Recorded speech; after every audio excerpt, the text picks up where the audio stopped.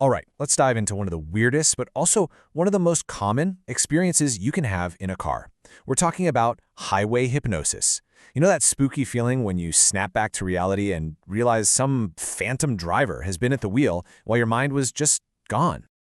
I mean, seriously, think about it for a second. Have you ever pulled into your driveway after a long drive and just had this jolt? You realize you have zero memory of the last 10, maybe even 20 miles? The off-ramps you passed, the cars you saw, it's all just a total blank. It's kind of creepy, right? Well, if it's happened to you, trust me, you are not alone. And this is the classic setup, right? A long, straight, totally predictable road just stretching out forever. The scenery isn't changing, and the steady hum of the road, it's almost like a lullaby. And that's exactly when your conscious brain decides, you know what, I'm going to take a little break. So what's going on with this lost time on the road? It's not just you being spacey or forgetful, no. This thing has a name, and people have been studying it for a surprisingly long time. Let's dig into what's really happening in your head. Okay, so here's the official term for it: highway hypnosis. It's defined as an altered mental state, but here's the wild part. You're not just zoning out as a passenger, you are actively driving the car. You're steering, you're braking, you're responding to everything on the road, all while your conscious mind is completely checked out. How crazy is that? You've probably heard other names for it too. White line fever is a great one because it really captures that feeling of just being mesmerized by the road ahead. Now, in the scientific world, they call it driving without attention mode, or DWAM for short. Yeah, not as cool sounding, but it definitely gets straight to the point. And believe it or not, this isn't some new discovery. People were talking about road hypnotism way back in 1921. A few years later, a study called it sleeping with the eyes open, which is pretty accurate, huh? The name we know, highway hypnosis, finally popped up in 1963, and now it's kind of evolved into that scientific term DWF. Okay, but how? How is this even possible? How can you pilot this huge, heavy machine down a highway while your brain is off somewhere else planning dinner or worrying about a meeting? Well, it all comes down to just how incredibly efficient our brains can be. The key concept here is something called automaticity, and you do it all the time. Think about it. When you walk or tie your shoes, you're not thinking about every single little muscle movement, are you? Of course not. It's automatic. Well, for an experienced driver, driving becomes just like that. Your brain knows the driving program so well that it can just run it in the background, which is an amazing skill. It frees up your conscious mind to think about other stuff. You can really think of it as your brain splitting the workload. You've got the driving brain, that's your subconscious, and it's handling all the mechanical stuff, steering, keeping the speed steady, reacting to the flow of traffic. And then there's the thinking brain, your conscious mind, and it's totally free to just wander. It's daydreaming, it's worrying, it's listening to a podcast. Your brain is literally in two places at once. So what kicks off this trance-like state? Well, it's usually a perfect storm of things. You've got monotonous scenery that never changes. You've got that hypnotic flicker of the white lines on the road, the constant drone of the engine, and a big one, just being tired.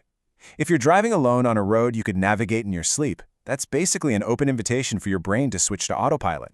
And that's exactly why this happens way more to experienced drivers, especially on roads they drive all the time. I mean, think about a brand new driver on some twisty, unfamiliar road. They are using every ounce of their conscious brain power. But a seasoned driver on their daily commute, their brain is like, okay, I got this. This doesn't need my full attention. And it just sends those brain resources to work on something else. All right, so this is all a really fascinating trick our brains can do. But, and this is a big but, it is not just some harmless little quirk. Driving on autopilot can be genuinely dangerous. We really have to talk about the risks when that phantom driver takes over. Here's the main problem. Your subconscious autopilot is pretty good at handling normal, predictable driving, but it is terrible with surprises. Your reaction time if a deer jumps out or the car in front of you slams on its brakes, it's going to be way, way slower. You also have a tendency to slowly speed up without even noticing. And maybe the scariest part? This trance state is often the very first stage of actually falling asleep behind the wheel. So, what should you be looking for, either in yourself or if you're a passenger? A fixed, kind of blank stare is the biggest giveaway. You might also see someone's head do a sudden little jerk, like they're snapping out of it for just a second. Even things like squinting a lot or making little driving mistakes, those can all be signs that the conscious pilot has, well, left the cockpit. Okay, so we've established it's a real risk, but here's the good news. You are absolutely not powerless against it. There are some really simple, really effective things you can do to keep your conscious brain awake, engaged, and right where it belongs, in the driver's seat. So how do you fight back? First, you gotta break that fixed stare. Force yourself to move your eyes around. Check your mirrors, look at your dashboard, scan the whole scene. Second, engage your mind. Talk to someone, sing along to the radio, even just talk to yourself out loud. Anything to keep your brain active.